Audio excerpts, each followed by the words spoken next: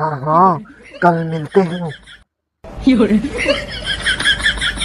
लेकिन ख्याल करना तुम्हारी अम्मी को पता ना चले।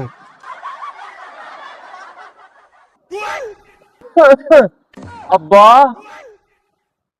अरे बेटा, तुम कब आए? जब आप मम्मा को पता नहीं चलना चाहिए बोल रहे थे।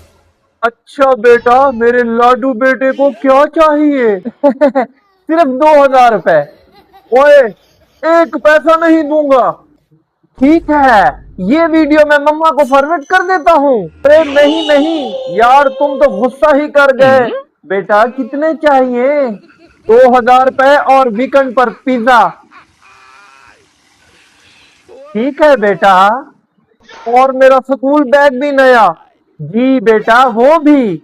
अब्बा, आज स्कूल नहीं जाना मैंने। जी बेटा। अब्बा, आइसक्रीम खानी है। चलो बेटा, गेमिंग हेडफोन भी चाहिए। जी बेटा, ले देते हैं। अरे, आज इतना प्यार तुम दोनों का किस बात का?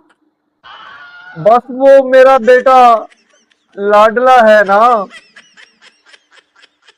हाँ मम्मा, आजकल अब्बा मेरी हर बात मानते हैं।